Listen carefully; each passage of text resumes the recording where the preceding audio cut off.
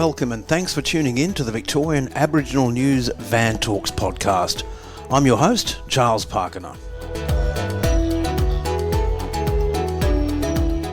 Victorian Aboriginal News acknowledges and pays respect to traditional owners and custodians across Australia.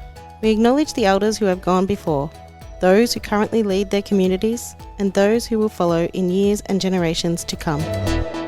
In early 2023, the Wurundjeri people were successful in regaining ownership of two significant pieces of art that had been created by noted Wurundjeri Narangida Uncle William Barak and dating back to the 1890s.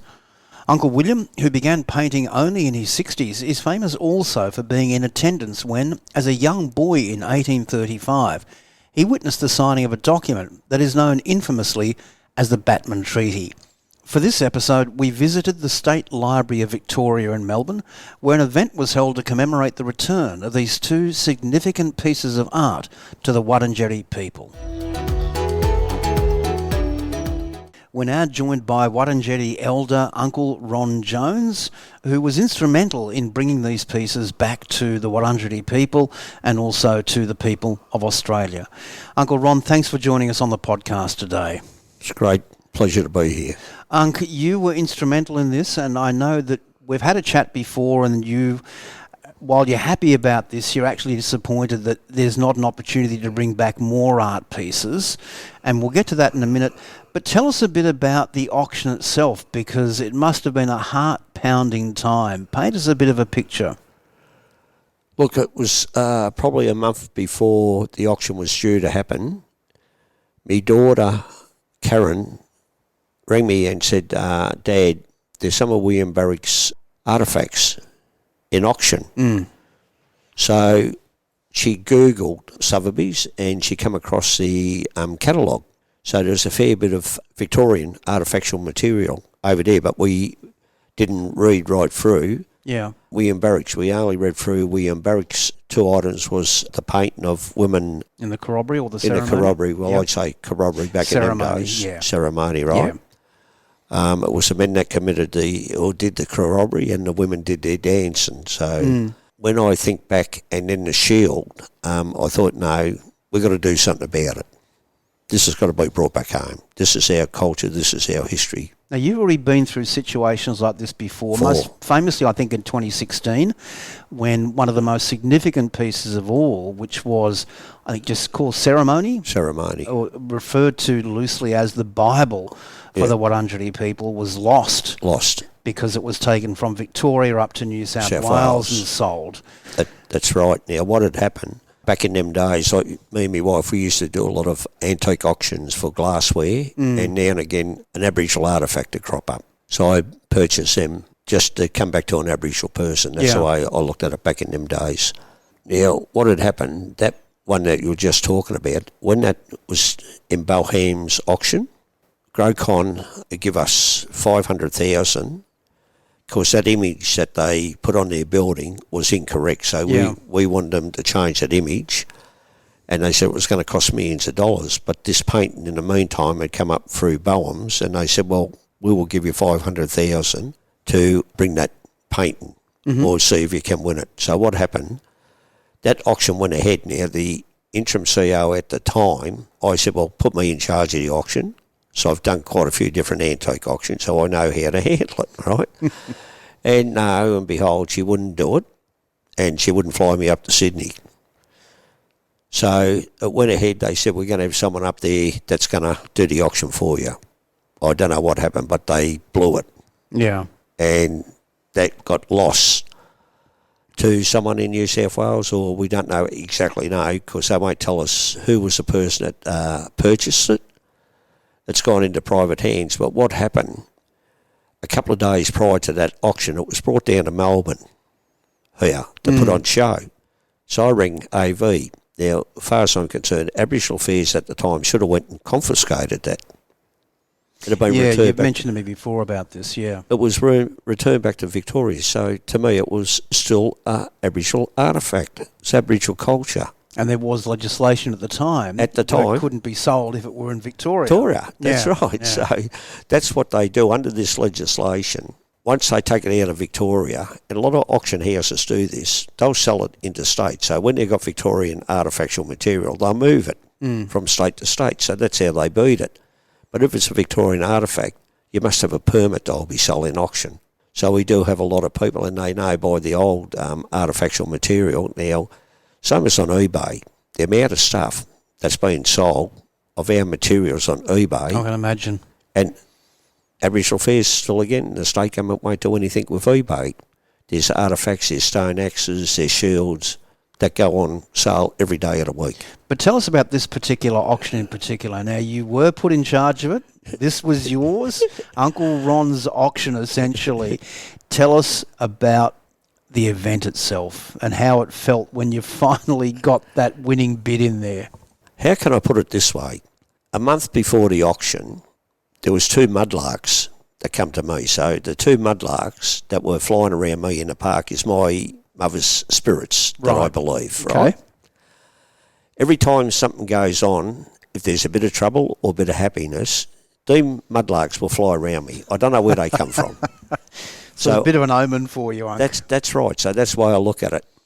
So from the word go, that month before the auction, I knew that I was going to win that auction.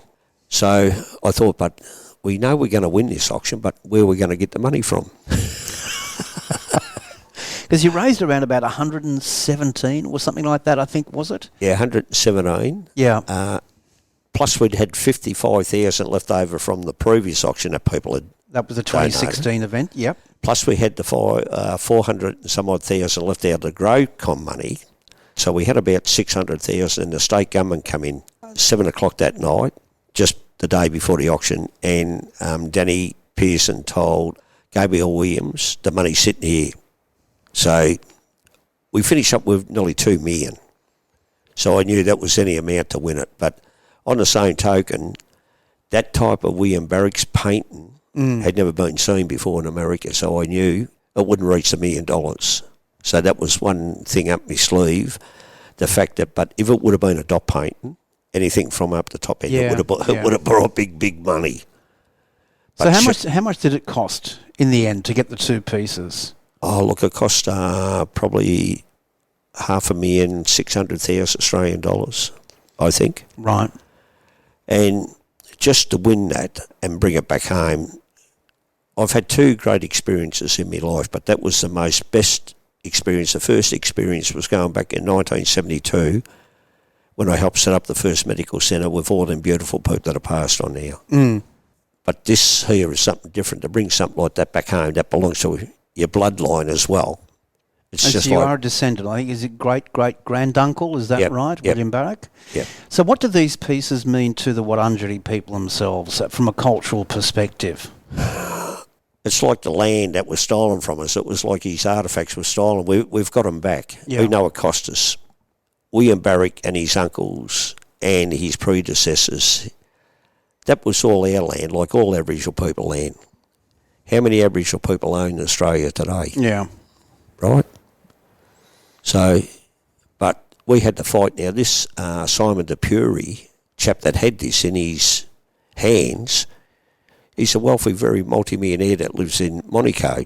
So it actually begs the question, how did these pieces actually leave Australia? Has there been any investigation and finding into that? Any knowledge at all? Not that I know of, no. And you were talking before that it's still distressing for you and so many of your other countrymen that this is just a drop in the ocean. There are still so many pieces out there that could be instrumental to the Wurundjeri in recovering so much of their culture. What's the ongoing, I suppose, mission for the Wurundjeri to try and identify and obtain some of these artefacts that are out there? I think it extends back to, how could you say, like China, like Egyptian, Egypt, and how they go around the world looking for this stuff. Now, we even have stone artefacts that are sitting in people's collection overseas. I went to Canberra last year and brought back 6 artefacts that were taken by Pearson. Yeah. And somehow that place in Canberra brought them artefacts back. So we had to go and get them. They belong to Wurundjeri because this chap that have taken all these stolen artefacts, mark where the artefacts have come out of. So how much of this stuff is sitting over in private collections, and how much is sitting in different museums around the world, especially England. Let's face it. Oh, absolutely. Right? We should have people going over there doing inventory on all the Australian artefacts and bring it back home. You're actually quoted in the press as saying that this is, whilst it's an important acquisition for the Wurundjeri people, it's important for all Aboriginal people, all Victorians, all Australians. Just explain that a bit for us, Unc. It's something I really can't explain. It's something that's been inbred in me. We share and care and give to each other. That's the way my mum and that, they come off a mission station. So it was about sharing, caring and telling stories. So this now being a part of an exhibition and a greater interest across Victoria and Australia into the great man William Barak, what do you think Australians can gain as a result of greater understanding of the man, the challenges he faced, because he was doing this artwork and sharing culture at a time where it was pretty well, you can't do this. So this is important messages, obviously, for the majority of Australians out there, and great times also for the Wurundjeri, do you believe, for Aboriginal people? Are we looking at a change in the tide? How can I say it? The whole lot of Australia, we don't have a good record of putting our history up. Oh, that's a given, yeah. Right? It's about time that we start to educate people, non-Aboriginal people, about the suffering of our peoples. If we could go and have a look what's happening overseas now with the genocides that are going on with different countries, what happened here, no one's ever focused on our genocide that happened here 300 years ago. Absolutely. And let's get out the world and tell the world, if we could get people to be like my mother, my grandmother, that were born on mission stations, that suffered so bad, but how they were taught not to hate people. And they got on with life. Well, one can only hope that this exhibition is at least one catalyst towards towards it. Yeah. Uncle Ron Jones, thank you so much indeed for coming onto the program. It's been a pleasure. Joining us now on the program is the member for Essendon, Danny Pearson. Danny is the Minister for Transport Infrastructure, Minister for the Suburban Rail Loop, Assistant Treasurer and Minister for WorkSafe and the TAC. Minister, thanks for sparing us a few minutes. Great to be here. Minister, the question really goes begging that the government's decision to contribute $500,000 for the purchase of these two significant art pieces was in stark contrast to a statement that was made a week beforehand by a spokesperson for Gabrielle Williams, who was at the time the Minister for First Nations and Treaty, when that spokesperson said, well, the repatriation of significant Indigenous artworks and artefacts is responsibility for the federal government. What do you believe made the state government have that significant turnaround to support the Wurundjeri with $500,000? Well, I was really fortunate to be the Minister for Creative Industries at that time, and I took the view that there was capacity for us to be able to acquire these goods, acquire these artworks, I should say, for the benefit of all Victorians. And I identified a funding source, and I thought it was really important that we were able to do this because it was significant for the Wurundjeri Corporation, obviously, but also I think for all Victorians to develop a better appreciation and a deeper appreciation for the way in which the Wurundjeri people have cared for country for tens of thousands of years, and to develop a better appreciation for the Wurundjeri's culture. Is this a message, do you think, to other state and territory governments that they should not be pushing this back onto the federal government, this repatriation of artworks and artefacts that have found their way off our Australian shores? Well, look, I mean, I can't speak for other governments. I mean, ultimately, you've got to make your own call on these things. What I knew I had the chance to do something.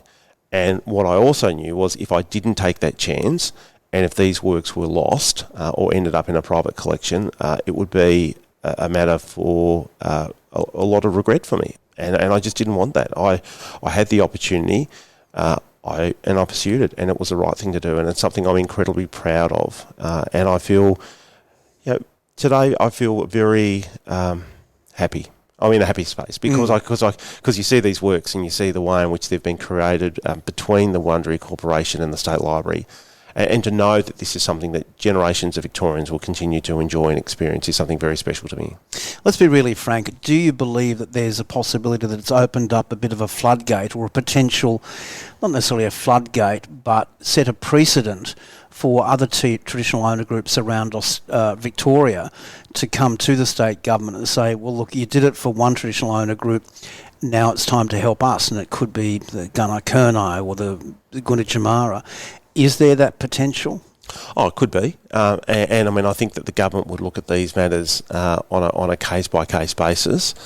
But you know, from my perspective, I think we need to have respect and reconciliation, and we need to have the ability for non-Indigenous Victorians to have that respect and appreciation for the way in which Indigenous culture and heritage has been a hallmark of this state for tens of thousands of years. So obviously it would need to be dealt with on a case-by-case basis, but as a member of the government, I'd be very comfortable in examining these issues as they arise from time to time. And I think that if we can get to the position where it doesn't matter whether you're in Melbourne or Mildura or Lakes Entrance or Portland, if you've got that appreciation for the way in which the local Indigenous communities have cared for country for tens of thousands of years and the way in which their culture was structured and run, I think that's a really positive thing. You've mentioned a couple of times, or alluded to it at least, that this is for the benefit of all Victorians, and not just the Wurundjeri peoples themselves. Obviously, it's very important to them.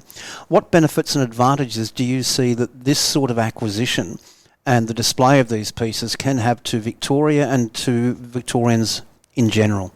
Well, I think it's just, again, coming back to that level of respect and appreciation, and the fact that this was not terra nullius, that for 65,000 years, the Wurundjeri people cared for this country, and Indigenous communities right across this state cared for their respective countries. And I think it's just trying to ensure that Victorians, all Victorians, have that level of pride and that understanding and that appreciation and that respect.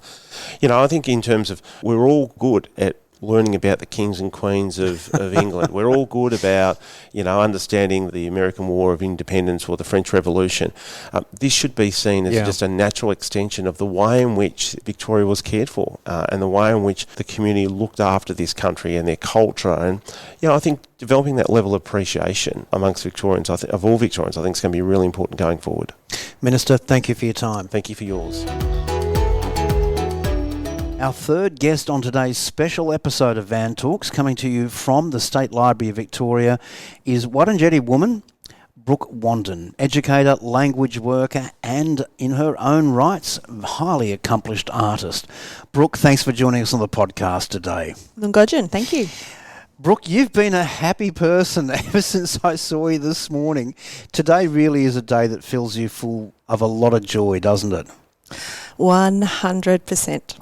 Tell us about the importance of today, these returning to important pieces. What does it mean to you, and then also to the greater Wurundjeri people, by way of resurrecting or reclaiming some of that culture that was so hideously wrested away? Well, I think the first thing to note is the returning of two precious objects is really complex for many reasons. So I suppose at its heart, it is somehow undoing some teeny tiny amount of damage that was done in the past.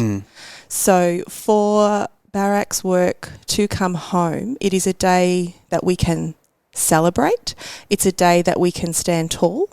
It's a day that we can go, isn't it great that today's wonderful? Because after that vote thing that happened a little while ago, we need reasons to celebrate. We need reasons to come together as a mob, as a community, to hang out and to be strong. So there's that part. The other part of Barak's works returning home refers to the institutions that hold his works around the world, right? Yeah.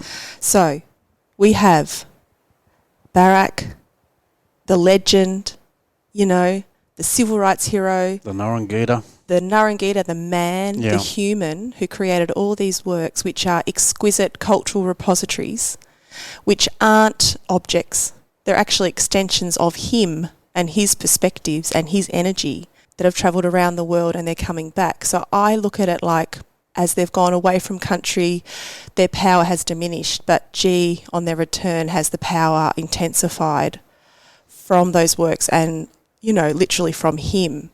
The other thing I wanted to say about the institutions is there are some really wonderful examples of institutions being flexible and, I suppose, coming along the journey with us to reclaim objects.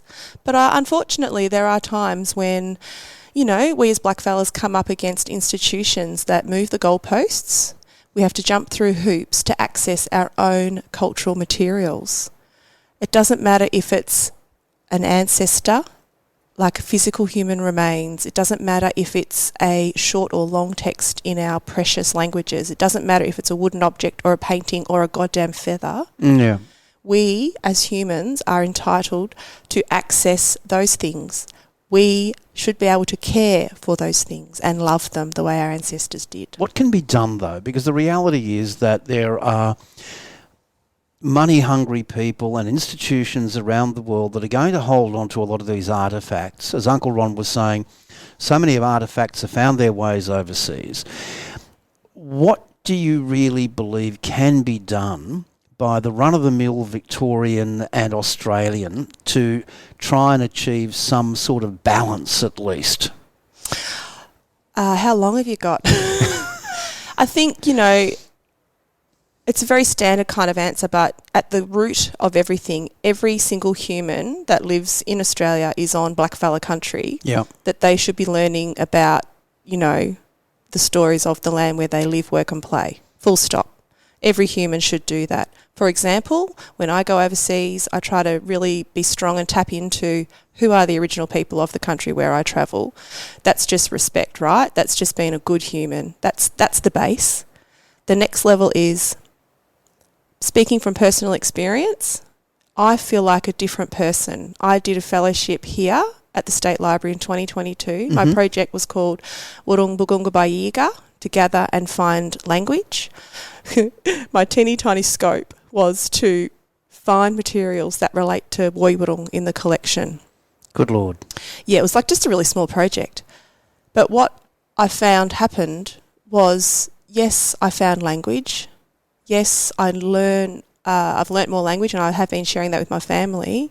But really what's happened is it's made me bigger, better, stronger. I'm a better blackfella for connecting with that language. Do you think Australians themselves, non-Aboriginal people, can be better Australians by trying to achieve some of that connection that you've achieved during that fellowship here?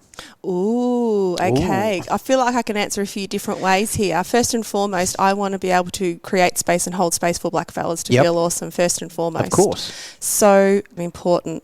Another experience is in my education. I work at Hillsville Primary School. I've made it my mission that that's my epicentre from where I can share Wurundjeri culture and Woiwurrung language. Those kids do not question me. They know that I'm from that country.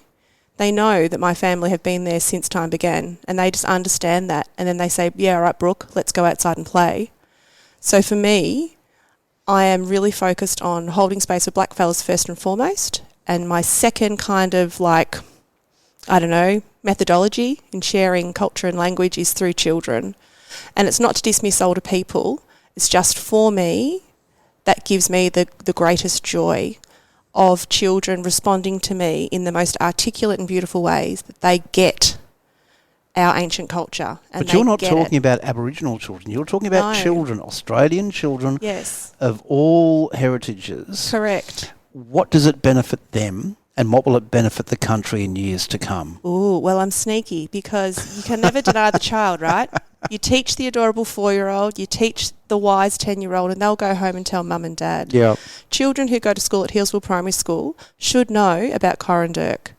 They live, work and play on that country. And so maybe that's a nice connector back to here today, is I hope next year that I'll bring some Hillsville Primary School students to this show because they will recognise some of the pieces in the show. So what's your message out there to, let's just say, let's start small.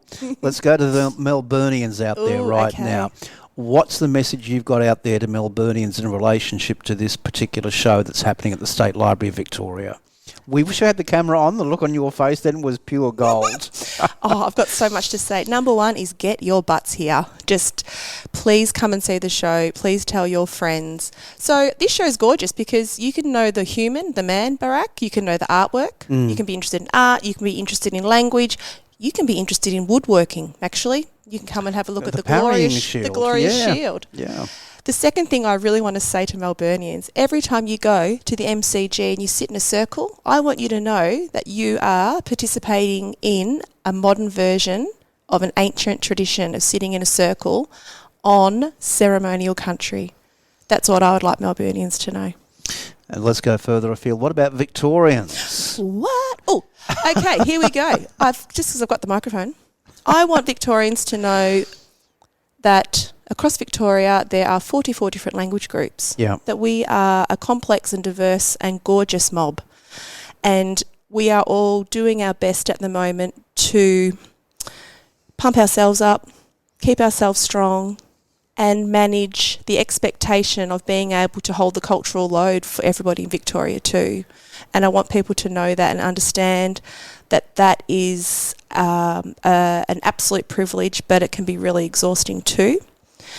And I just want people to feel proud of where they live, because we are an amazing people. And I'm not talking about just blackfellas. I'm talking about all of the people, for example, to go completely off track, all the people that are outside protesting today, this coming together and collaborating just to look each other in the eye and go, I like you, you're all right. Because if we don't do that, what's the point? I'll tell you what, Brooke, we've obviously got you in a good mood, and I'm going to take full advantage of that and ask you on air right now, how about you commit to coming back onto the program early in 2024 and we talk about your work in language resurrection, and how it can be best taught and used by non-Aboriginal people, because there is that fear factor. Oh, we can't even say Jilua because that's a general word, but you know, can we say Bubup or Budai and things like that, or Womanjika? Yeah. So how about we do that in 2024? Ooh. Can we get a yes from you? Oh, absolutely. Nay. And on that, Brooke Wandin, thank you so much indeed for coming onto the program. Nungajun, thank you. For a full transcript of this interview, visit the Victorian Aboriginal News website at vicaboriginalnews.com.au. Until our next episode, stay safe and stay informed.